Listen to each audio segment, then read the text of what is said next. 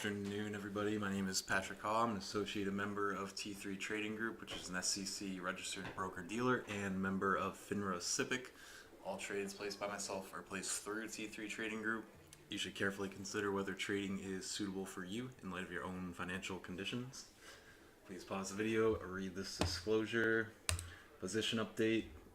I sold FCX yesterday because they're reporting earnings today. Did okay in the name overall, but I wasn't up enough in it from the price I'd worked it down to keep it into earnings, so I took it off because just risk management. So that worked out okay. And then nothing new for swings today as well either.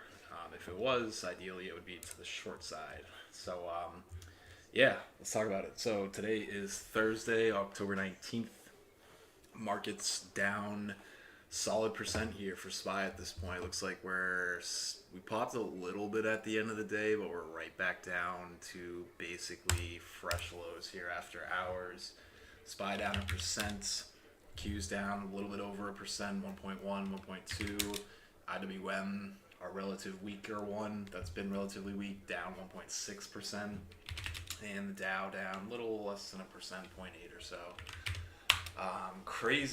Crazy day today. I mean, every day has been crazy, and every day seems to just be getting crazier this week. So thankfully tomorrow's Friday, because there's only a limited number of days this week where every day can just keep getting crazier and crazier. But who knows for next week? Next week I'm sure it's just going to be equally as crazy. One thing to note, Friday tomorrow is the third Friday of the month, so it is options expiration tomorrow. That could stabilize us a bit. It would stabilize us a bit in an annoying way, I think, where we wouldn't really break up or break down.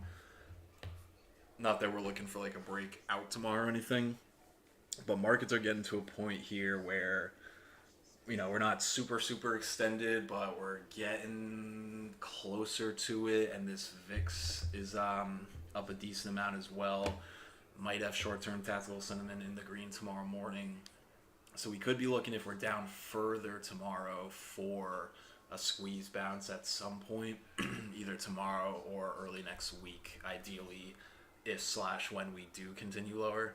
But tomorrow's options expiration, sometimes we see those days are kind of a bit tighter, and the action is different than it has been in the prior week, just because you got all those positions rolling and adjusting, and market makers trying to make everything expire worthless, basically. Taking a look at the intraday chart today. Today was crazy. This kind of wild here. So, I titled the video for the YouTube lows. I think I titled it lows, highs, lows, highs, lows, something along those lines, which is basically what we dealt with today. Thinking back to this morning, I'm trying to remember where we even were this morning. TLT was gapping down, and we had been saying earlier in this week, we had a couple dojis in the TLT. We were having these big overnight gaps, and this thing's still been gapping decently overnight. We'll see how this gaps tonight. It's down. It closed on lows. Is down further after hours. This looks like it could be starting to be maybe the beginning of the end for a bounce at least, and then we'll see what that bounce turns into. So we had two big gaps and two dojis in the TLT. This day was what's today? Thursday. So I guess this was Monday. We were saying, this TLT's down, not too bad. If this TLT keeps continuing lower this week, though, this market is certainly going to take notice of it, and that's what we're seeing at this point.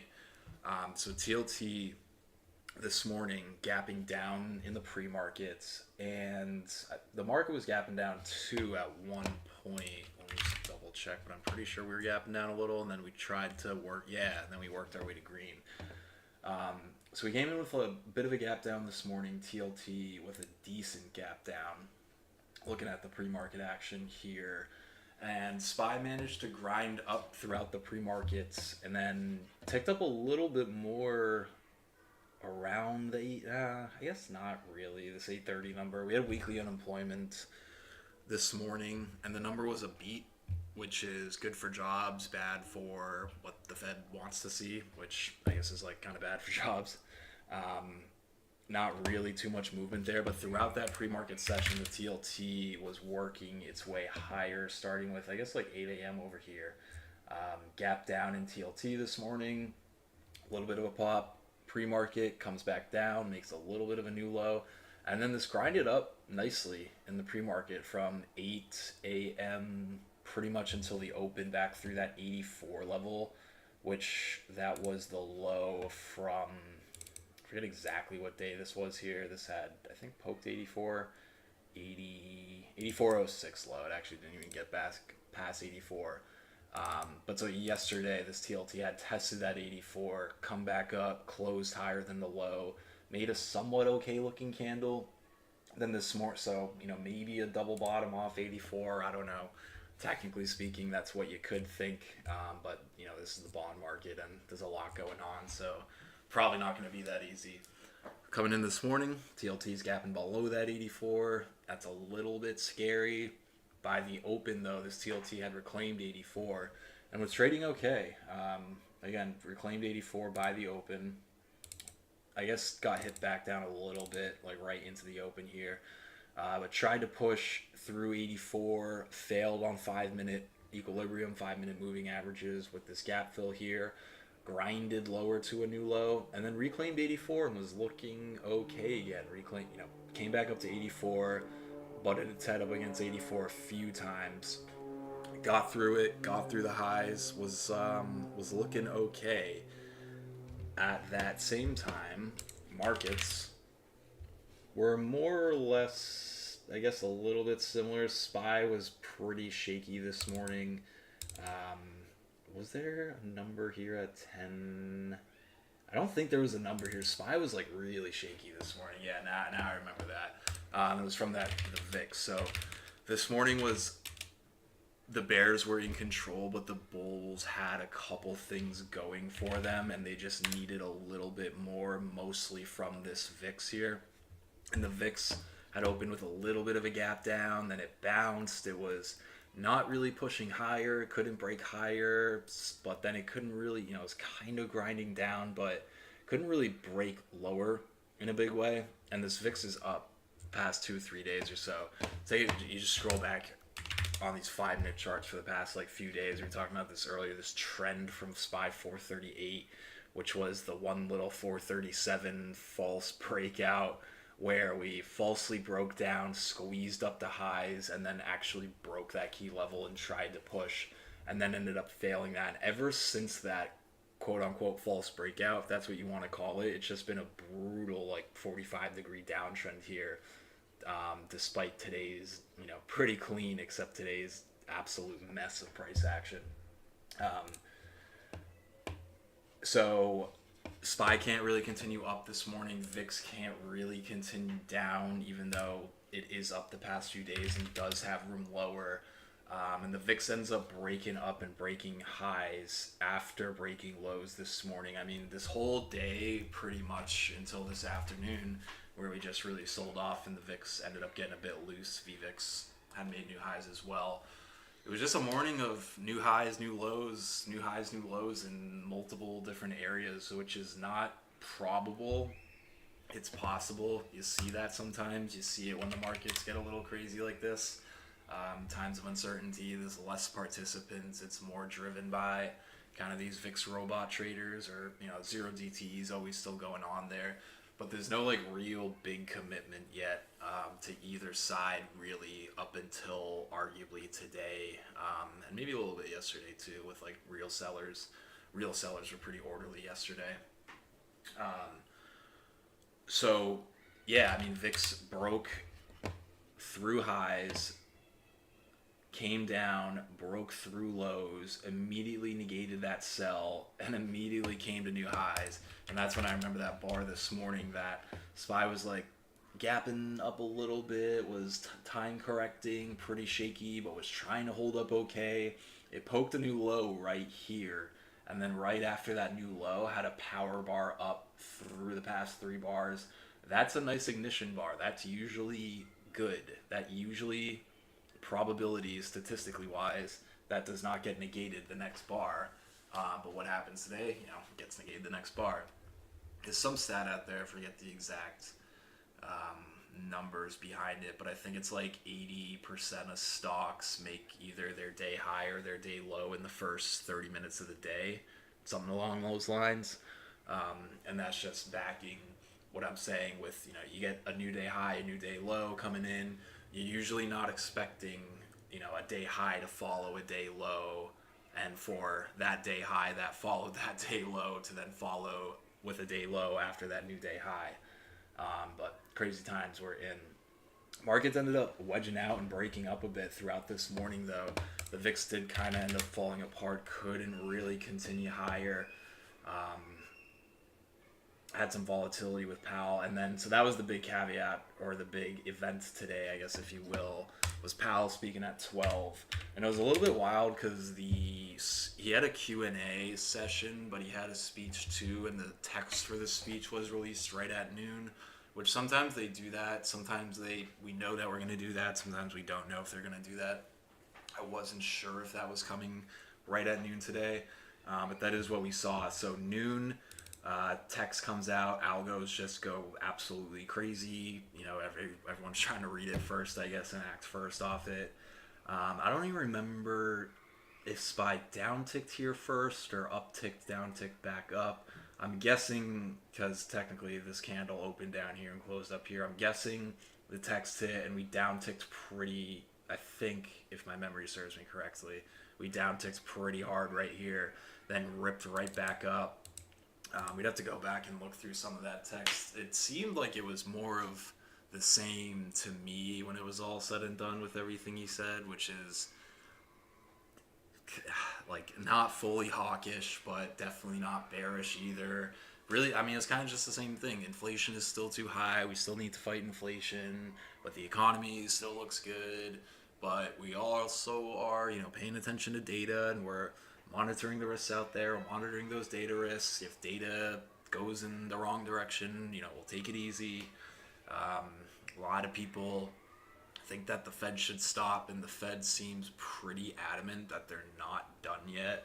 I feel like this past week we've seen more of those hawkish kind of stances where it's not big general hawkish, but they're pretty adamant about not being done yet and probably doing at least one more. It's almost like they need to do one more. I don't really know why.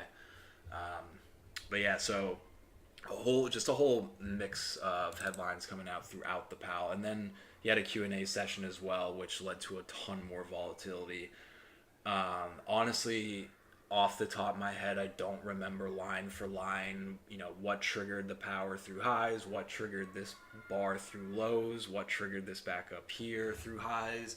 Throughout that Powell speech, there was also some military base in Syria had gotten hit. I think it was Syria, and some troops had possibly gotten hurt.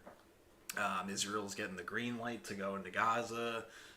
A ton of different war headlines coming out throughout the day, throughout this whole Powell session and into the afternoon. I mean, it kind of just felt like a war zone out there. It was nonstop.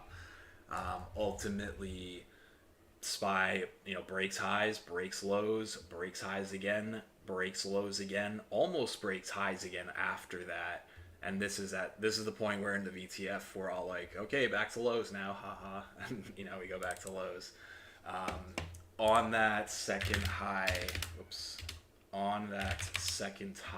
failure here, SPY did not clear what I just hit. There we go. On that second high there, this VIX once again just failed to push lower. We keep getting these VIX needs to make a new low, VIX needs to break this level, but it doesn't. That's what it needs to break to trigger follow through, is what we mean by that. It doesn't mean VIX needs to break this level by a couple pennies and then bounce right back up and totally reverse. That's like, okay, if this does that, then this should happen. That's what trading is at the end of the day, just a ton of if then this statements.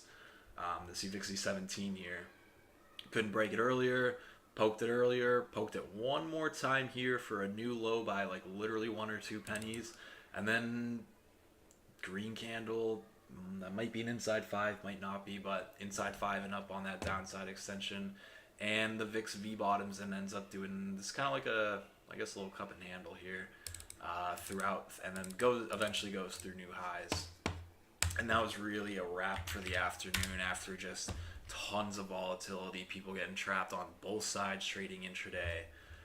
And we ended up with what I would consider definitely a poor close. This market is looking a bit dangerous. Taking a look at the actual VIX here. So this is the actual VIX. That's the daily chart, right? Yeah, it is. Taking a look at the actual VIX here. This VIX is at highs that we have not seen. We actually broke this high too. You can follow the dotted line for where this is pricing, where this closed. VIX is trading at highs that we haven't seen since May, and we're pretty much right at that high too. So we're going back to March SVB banking crisis highs. And as you can see from this chart, just purely technically speaking, it's a nice move up. You pull back, you hold. You test this. It's really this 20 level we kind of been banging against. You go back, you bump up against it, you fail, but then you make another higher low. I guess we had broken this low. Yeah, because we closed above it, so that still counts as holding. You go up, you test it again. This was the big move last Friday we had. Come back, make another higher low, come back up. Technically, that's like getting ready for a breakout. That VIX is looking a bit dangerous, and a VIX at 2021 certainly brings volatility. That's certainly not extreme for the VIX, though, I would say. If anything, this summer was extremely low for the VIX, given what the environment was. And then just looking at the VVIX here, solid day for the VVIX as well. Yesterday was a decent day, too. This VVIX actually had broken Friday's low before, but had closed above it. VVIX well above 100, closing well above 100, 113, what is this, 116 actually. And as you can see from VVIX here, clearly trading at levels back in the March SVB crisis, which that was a really crazy and quick few days. I remember that was like the fast, people were saying that was the fastest crisis ever, which this VVIX had traded up, way up here, but VIX had spiked. Its speed really is what moves this in a big way. But same thing with kind of this 100 level area. 105 has been like a bit of a level here too. Just almost over half a year now at this point of just kind of coming up to this 100 area, and it keeps failing lower, VIX has been working its way lower for quite a long time now. And now this VIX is getting ready to possibly break out, and this VVIX arguably already is breaking out, which is dangerous. It's looking dangerous for us. Can that danger evade itself? For sure. But, I guess just fair warning that those products are not looking good at all. This IWM, which is our risk-on, risk-off gauge, or what I like to say is kind of a risk-on, risk-off gauge, closed below 170 today. This thing has closed below 170 literally not since March. Nope, not since October, right? Pretty sure. Yep, this IWM has flushed 170 many times, including even back in March when it opened below 170. This IWM has actually not seen a close below 170 besides today since our October bottom. That's pretty bad. And that's after a year following the October bottom, which I guess it's October again. I didn't even realize that. It's been a year since the October bottom. Wow. A year of just range, whereas the Qs basically made it back to highs. SPY didn't make it back to highs, but SPY bounced really, really well. And this is what I mean, where if you scroll out on this IWM chart, is 170 support, is under 170 support? Yes, it is. 167 looks like a bit of a level. 165, I'm guessing there's a little bit of a level below 160s here. But I mean, that thing's not looking good. this thing does not look good. 160 is like a huge level in IWM. So the whole 160, I guess 165 and under, big support. But that thing looks kind of scary too. There's some scary stuff out there. And then you got this TLT, which had big volume, closed on lows today. Hopefully they don't gap us up and that wasn't just the flush. I don't think so though. I see the volume, I see the poor close. Sometimes they do close things on lows and then they gap it up and that's it. But TLT can get, it presses. It's not that it gets crazy, which it doesn't get crazy because it does, but it does it. It's kind of in like a still somewhat orderly way because it is the bond market, but this thing presses and presses in both directions when it goes. COVID was wild. This was a really bad trade. I was short back here, and I learned my lesson back there about messing with the TLT with too much size. I will never do that again. So, I mean, this TLT may be getting close to a bounce here, but this could be either it or like the start of an even bigger flush. The volume is definitely notable. It's definitely notable. We'll see. Could they just gap TLT back over 84 tomorrow morning? They definitely could. But that's looking pretty scary as well. So we're looking scary. When we look scary is the time to buy.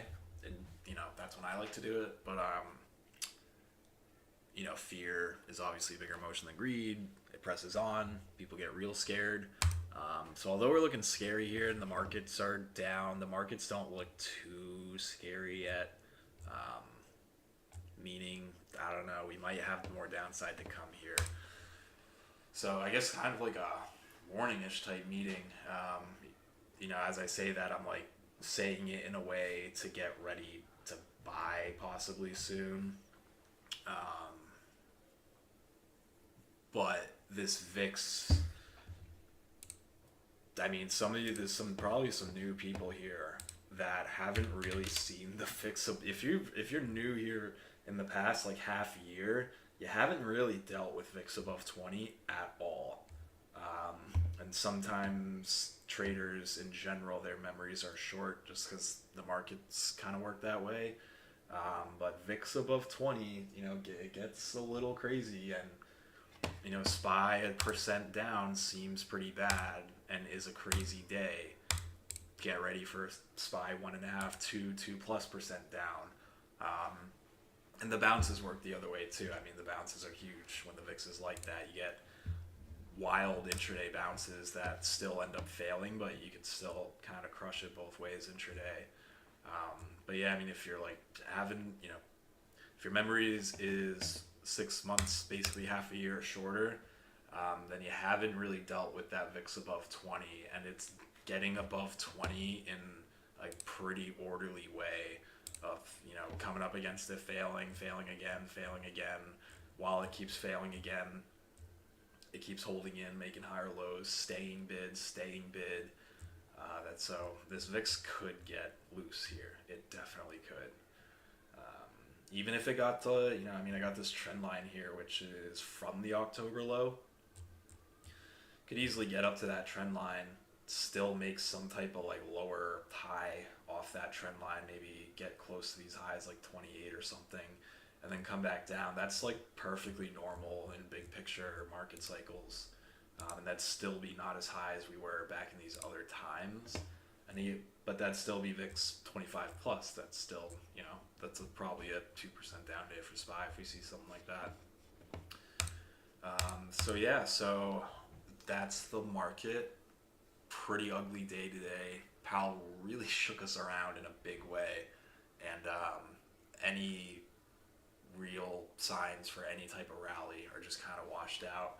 So it might be lower before higher for now, unless they do bounce this TLT like right away, or they gap it up or something like that. So we'll see how much we gap down, if we gap down. If it's really big, then maybe we can look at some red to green attempts, probably not pure red to green moves, but at least red to green attempts in the morning. If it's a little bit of a gap down, we're probably going to have to be a little bit careful. And if it's a gap up, that's pretty annoying.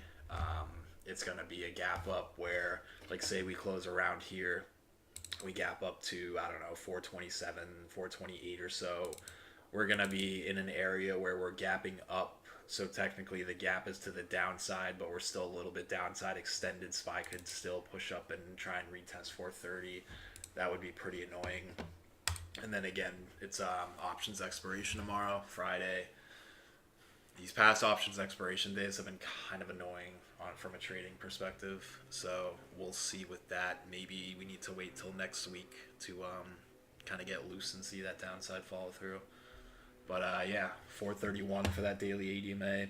Going to be a bit lower tomorrow, probably down to like 430. So that $10 extension would be SPY under 420 at that point. But that technically would make sense. I mean, we say it every week. I keep saying it, and I was rewriting my like weekly thing today, which I always throw a weekly chart in.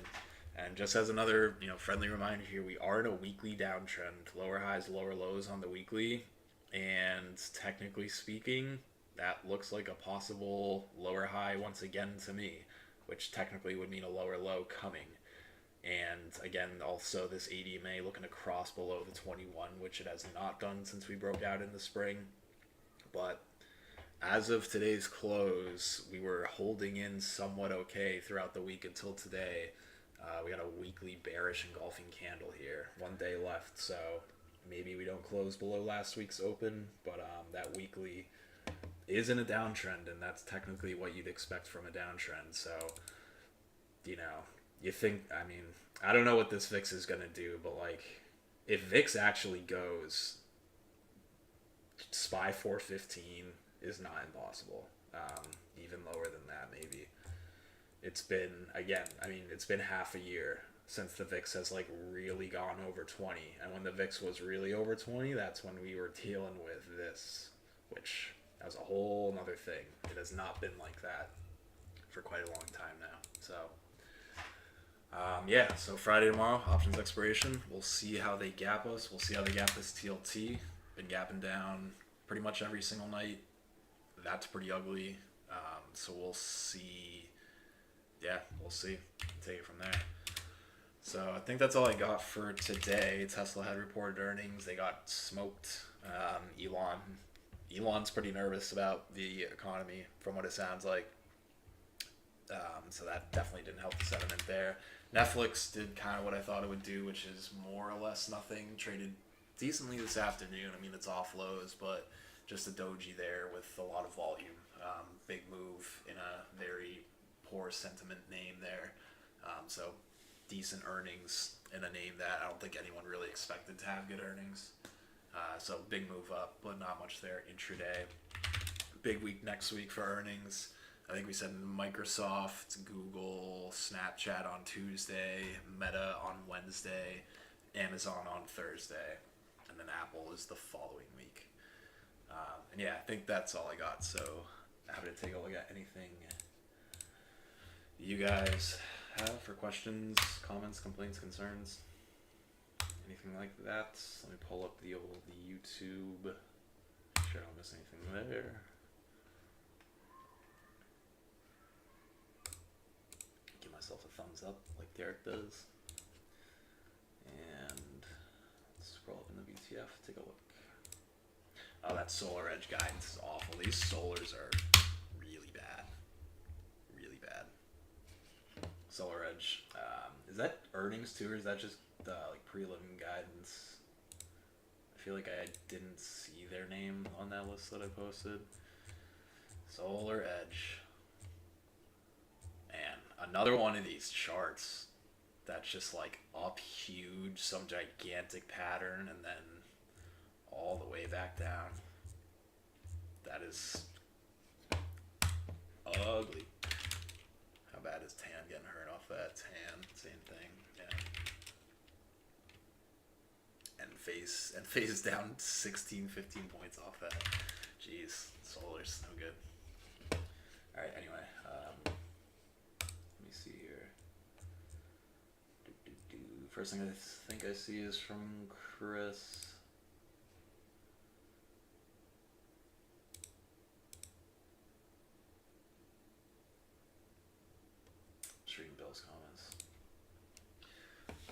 loaded question. Fire away. Saw my setup on VMW this morning. Oh, this VMW got killed today. I think like the EU's blocking this deal, something like that. You saw your VMW setup. You took the trade. But I really don't see any way to define the setup for it.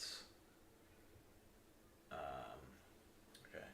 I like to play with sizing and really size in large arm good setups, but I can't find anything that specifically made it such a good momentum setup. Do you see anything on the daily to the short side? Oh, you caught that short? Nice.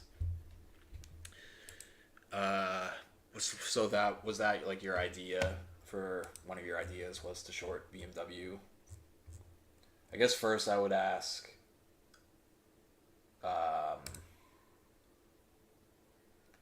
this while Derek's skydiving, yeah. I use bungee jumping, not skydiving. But both are kind of scary. If anything, bungee jumping might be a little scarier. So yeah, Chris K. So like you're saying you saw your setup, then your next sentence is, but I don't really see any way to define the setup. So your thought was to short, just momentum to the downside, really knew about the news. That was fresh. Yeah, okay.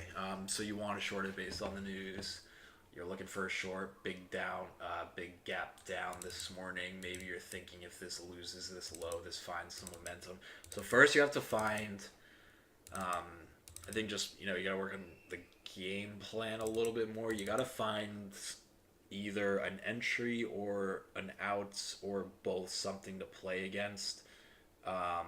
So like, you're saying I want to short this VMW, where, how, when, why, who, what, etc. Is what you need to figure out. So you can't just short it and hope it goes down. That's not a game plan that will not yield you results in a career of trading and taking multiple trades. So maybe you say to yourself, 160 is a level in this thing. It was resistance back here. That 160 turned to support back here with this gap over here. So maybe you're saying, okay, this is gapping down below 160. It gapped down below 160 on this day, but reclaimed it and closed well above it. Maybe people are trapped and I want to short versus 160. Okay, I don't hate that. Or maybe you're thinking that, but saying I'd want confirmation. I want this low to be lost. And then maybe I can short down through that low versus 160, which is a little bit of room. It's like 2 points or so. But could be worth it in a name like this. And that low was just under 158. So maybe you're looking at like 158 and saying if this loses 158. And it's one of those which I usually don't catch these, because I used to catch these. And when I say these, I mean these moves where they gap it big and then it just goes off the open, and if you wait at all, you gotta really chase. And I never really catch these as much anymore because I used to catch them all the time, but I think more often than not, you're gonna deal with volatility off the gap and shakeouts versus it just opens and, this was a gap down with a short, it just opens, the opening high is the high and it just like collapses. I'd say that probability, statistically speaking, it's less than 50% that it's pure like this, but sometimes you get it and you got to be ready for it.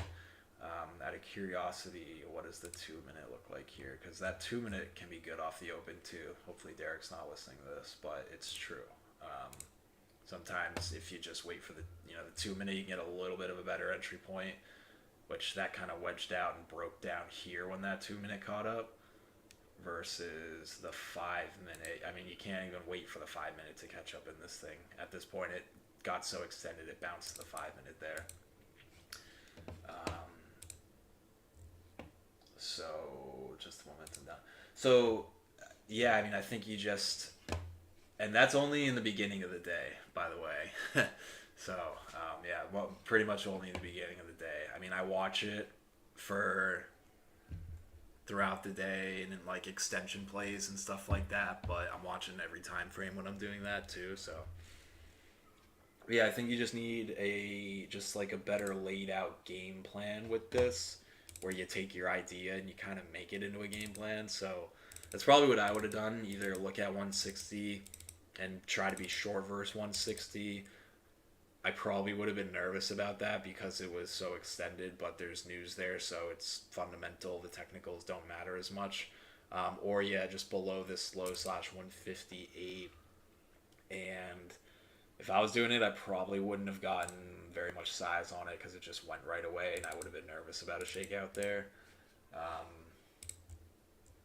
Let me just reread your question quickly. Yeah, I think that's it. If your idea is a short based on news, and especially if you're looking for momentum to come based on that news, then yeah, it's all about simplifying it down to levels. And honestly, sometimes that's really it. If it's above this, good. If it's below this, bad. Um, this 160 is definitely a level. I think you could have used that. Could have used this low too. Um, that thing worked really well. I promise you, they're not all going to work that well. But yeah, I think just try to find some levels to play with and have those levels come off the daily chart or weekly, but ideally daily. Um, and yeah, I think that's all I really got on that. I mean, that just opened and pretty much died. So it's hard to increase the sizing. Oh, it's like I take it once at the break, and that's all you can take. So for sizing, yeah, if you're doing verse 160, you'd have to give it a little room maybe, and you probably don't get full sizing. You're never gonna get full sizing. I feel like that's kind of how I feel.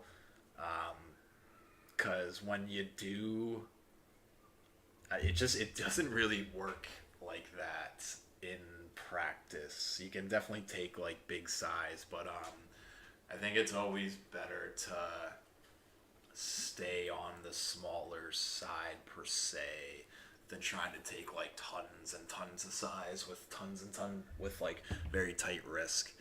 Um, you can work out game plans where you build into stuff. So maybe this is trading 158 this morning, and you got a game plan to build into a short for like 160 as you're out, something like that, which would make me a little nervous because of the extension. Otherwise, that 158 level, this opens, chops around 158. You can look at like some inside fives to take here for tighter risk. Something like that.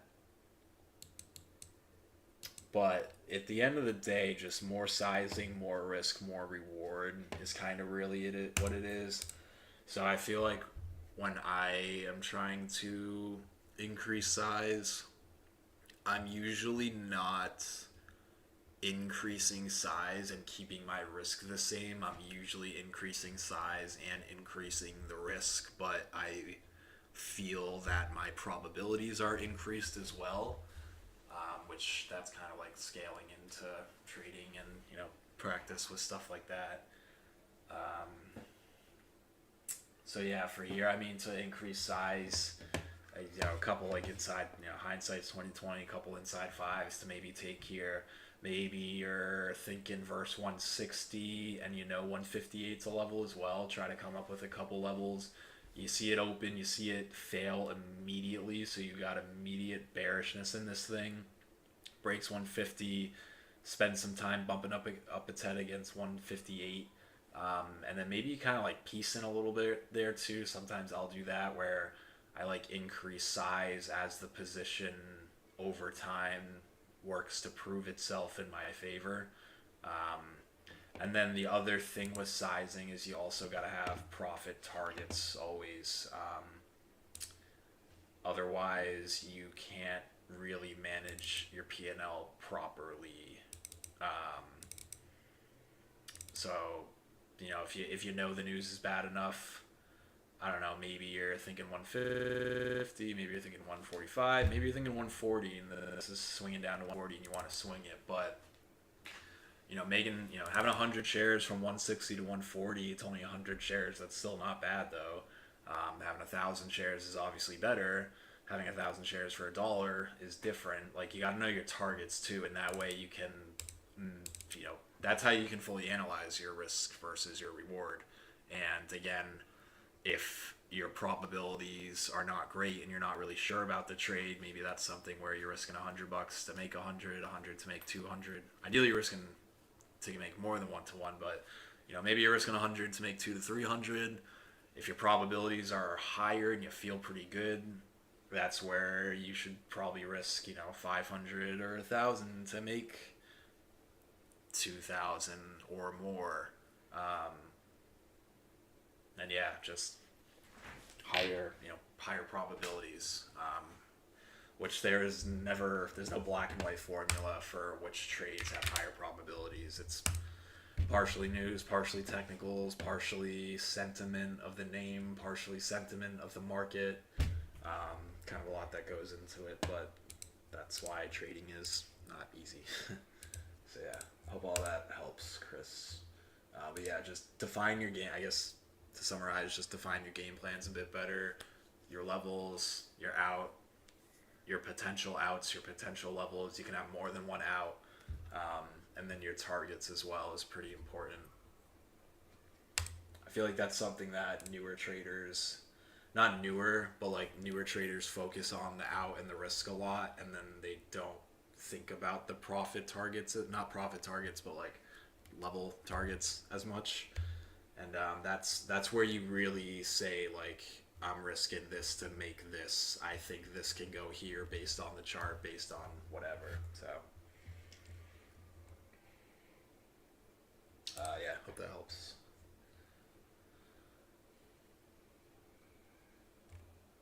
Let me scroll back up. My VTF keeps scrolling down. I gotta turn this thing off.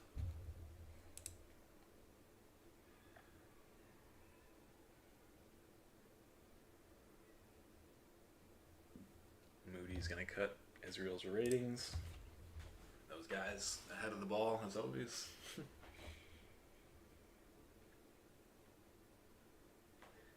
To be fair, Russell's a lot more prone to ranges than the SPY. It is, Dave, for sure. And then you see like COVID. Like I was kind of eyeing that, which I don't think that's about to happen. Definitely not. Well, not definitely, but I don't think that's about to happen. But kind of same thing here. Like, it is rangy, and then like boom. Same thing back here too. I guess this was actually better coming into that 2018 correction. But yeah, thing looks dangerous for sure.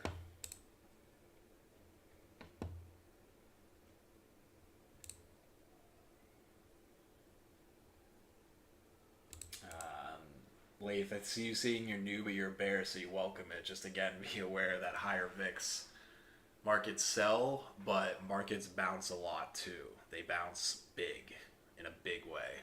Like, yeah, so just be aware of that. Even though higher VIX, I guess, is arguably bearish, the bounces are bigger too. The intraday bounces are bigger. The daily bounces are bigger. Everything's bigger and crazier.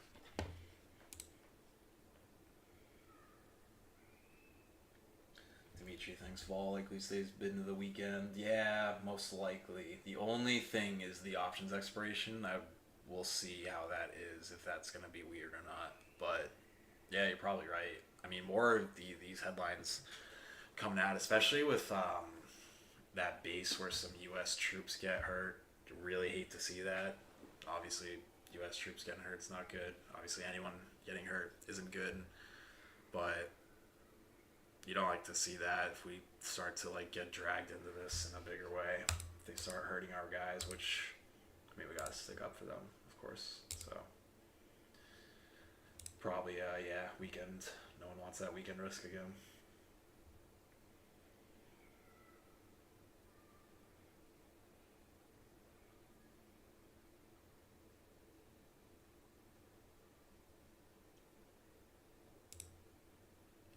Same as EPAM. Yeah, also with the daily chart, just going back to your question, Chris, on BMW, or just anything or any trade in general, really. Like, over time, you start to see the chart patterns, you see how charts react. And what you do with like the profit targets is you kind of picture the daily candle, you picture the bounce, you picture the candles, whatever time frame we're on. You like picture it, what it's gonna look like in your head before it's happening, and that will help you kind of stick with it. So like VMW this morning, there's no candle here, but maybe you're seeing it trade under 160, and you're thinking it's gonna not hold one, it's gonna hold 160 and trade lower. So you're kind of envisioning this candle, maybe not to this extreme, but you're kind of envisioning what's this candle going to look like? Is it going to open and sell? Is it going to have a little tail to 160 and then sell? Or if it's much above 160, I probably don't want to be fighting it. But that's kind of what I tend to do anyway, is kind of picture what the candle's going to look like. I don't know if that helps at all, but sometimes I do that.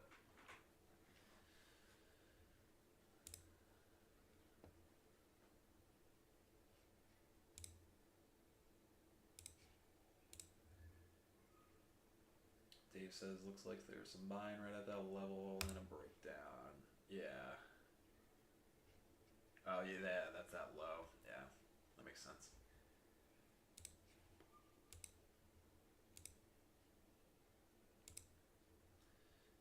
I agree, Rich. Wow, Rich mentioning the 1 minute chart.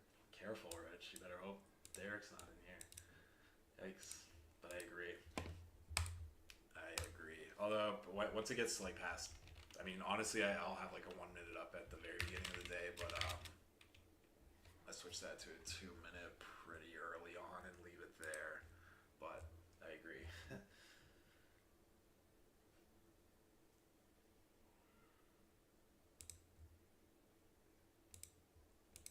Take it once at the break, and that's all you can take. The other thing with sizing too is just, I feel like you can't. You're almost never gonna have full sizing unless you don't have an out, or your out is like pretty loose, which in that case it's kind of high risk. But the worst thing is when you take a trade with big size and it stops you out for a decent loss, and then it works, and there was other chances to get back in the trade, but the shakeout loss you just took is so big that it's messing up your mental state, and it's hard to get back in that. So yeah, less sizing, more consistency makes for a healthier minded trader, I think, than going for home runs and hitting 1 out of every 10 in a big way, but the other 9 out of 10 are just mentally draining.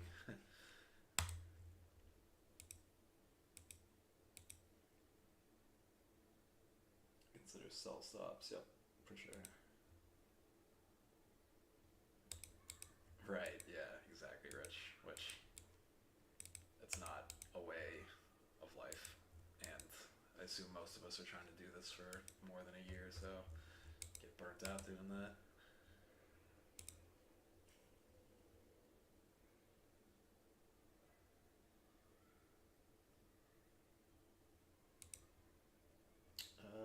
Looks like I got through everything. Let me just double check YouTube. I've had an ad blocker on forever, and YouTube's never given me problems with the ad blocker. Now they're starting to give me problems with that. They must have updated something so they can throw more ads in my face, which I love. I love advertisements. Not seen anything on YouTube. It's a little past. Wow, it's past 5 o'clock.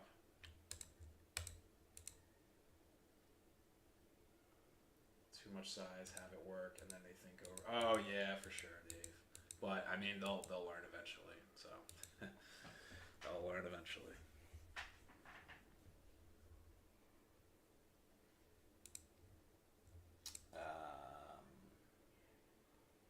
It's weird that YouTube, it says you gotta turn the ad blocker off, but I think you can just say like no, and it works still. So I don't know. All right, looks like we're good. Options expiration tomorrow. Hopefully it's not a doji choppy day. It could be though. We'll see how this TLT bounce. I mean, TLT bounces or gaps down. It looks like it's going to gap down. Looks like this market's going to gap down. Should be interesting for where short-term tactical is, and hopefully nothing too bad happens overnight, and we'll go from there. So have a good night, everybody. See you guys tomorrow for